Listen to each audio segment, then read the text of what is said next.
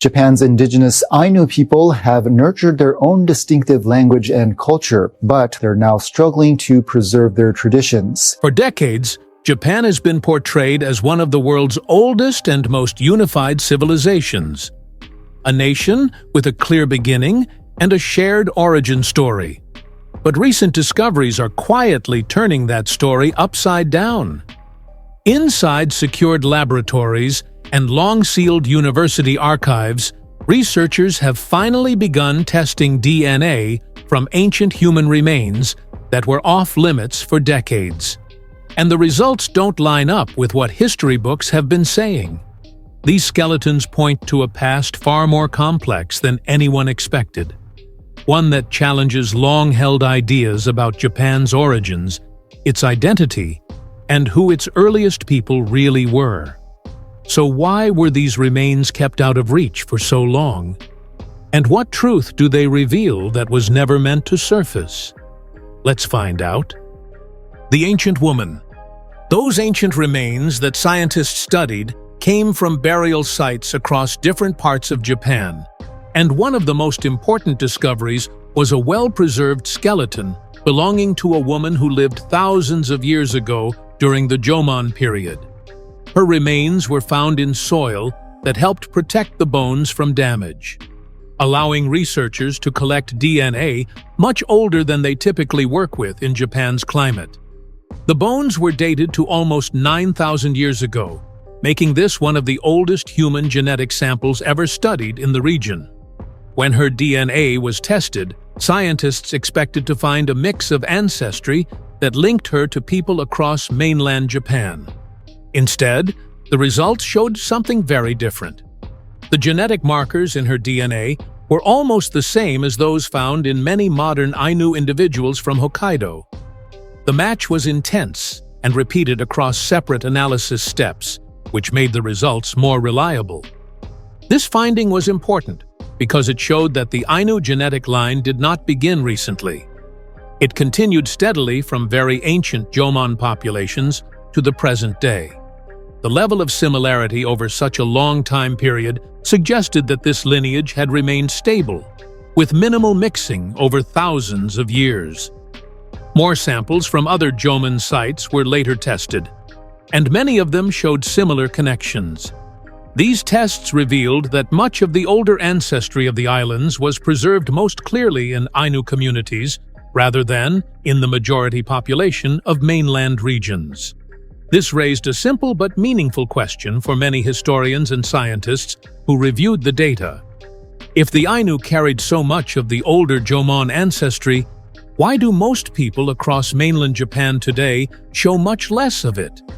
To help answer that question, researchers compared DNA results from different regions of Japan. They found that people in large central cities often carried only a small percentage of this older ancestry, whereas northern populations and Ainu communities had a much larger share. This pattern suggested that the island population changed over time. Instead of a single continuous group, there had been multiple major population layers throughout history, and later groups became dominant in many parts of the country. At the same time, older communities remained stronger in certain regions. The DNA from the Jomon woman did not only tell the story of one person, it showed how an ancient population survived through time even while new groups arrived, new ways of living spread, and older communities were slowly pushed to the edges of the land. The genetic evidence also pointed toward a long period when farming, migration, and population growth reshaped where people lived and how they formed communities across the islands.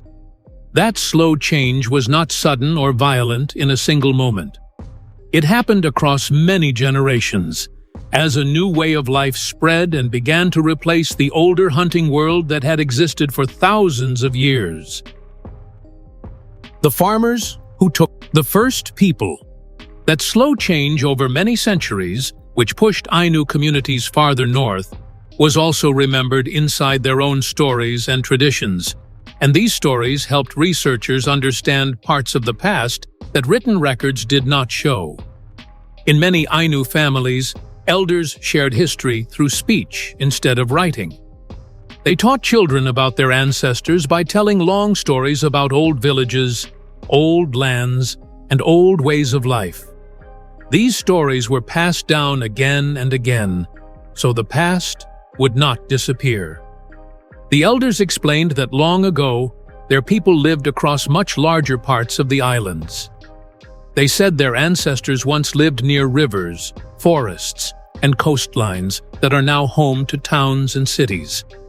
They remembered these places not as distant myths, but as real locations where their families once lived and buried their dead. They also spoke about new groups that arrived slowly from across the sea. These newcomers brought rice farming, metal tools, and new ways of building homes and organizing land. The stories said this change did not happen in one moment. It happened step by step over many years as the new settlers built fields and farming villages. According to these memories, the Ainu did not simply disappear. Instead, they moved north as farmland spread across central and southern regions. They left behind old hunting grounds and burial places, and new communities took control of the land they once used. For a long time, officials treated these stories only as folklore. They said they were legends and not real history. But when researchers later compared the details of these stories with scientific findings, the results were surprising. Archaeologists found graves, tools, and settlement sites that matched locations and customs described in Ainu oral history. Old place names in these stories also appeared in historical maps and early records. Paths of movement defined by elders lined up with migration patterns found in ancient remains. The stories also described how life changed when farming communities grew larger.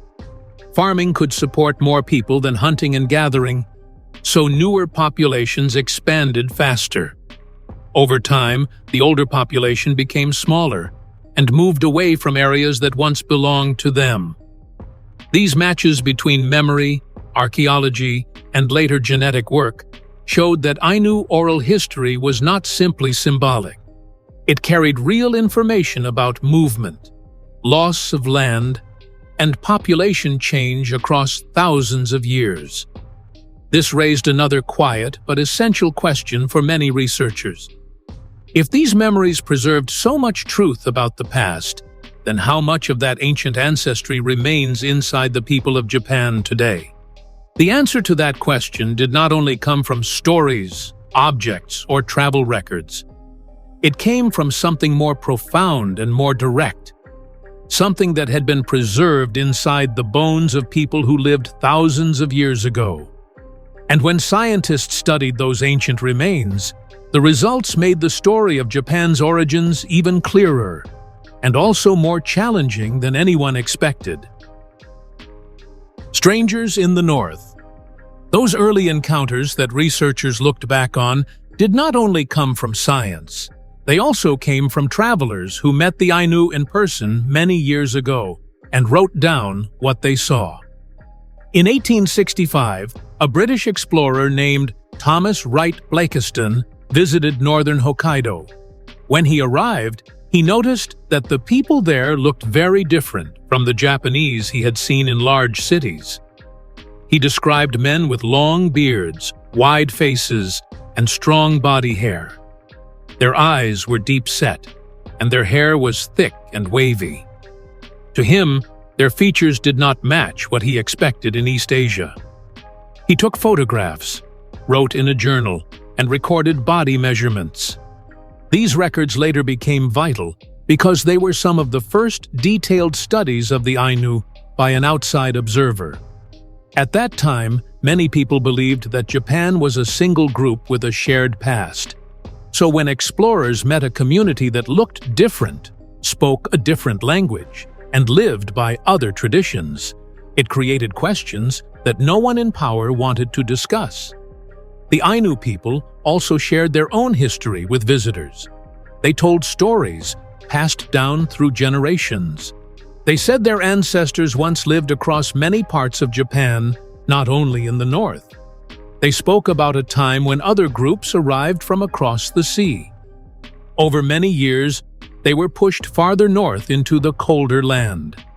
Government leaders rejected these stories. School books said the Ainu were only a small hunting group that arrived late and lived apart from the rest of the country. The official story claimed that Japan had always been one united people. But the memories that Ainu elders shared did not sound vague or simple.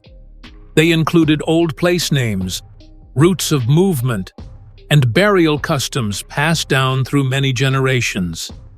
Later, archaeological studies found objects and sites that quietly supported parts of these stories.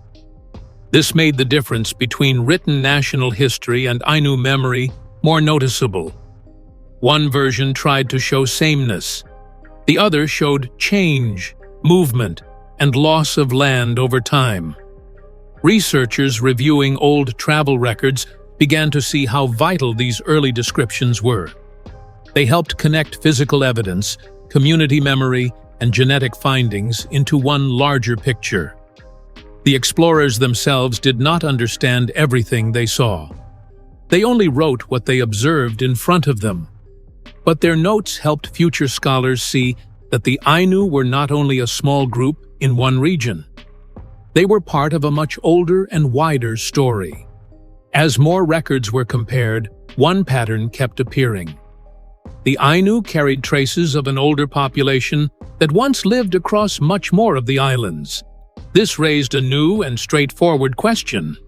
If the Ainu once lived across larger areas of Japan, then something must have changed over time that caused their population to shrink in number and move north. That change did not happen in a single moment.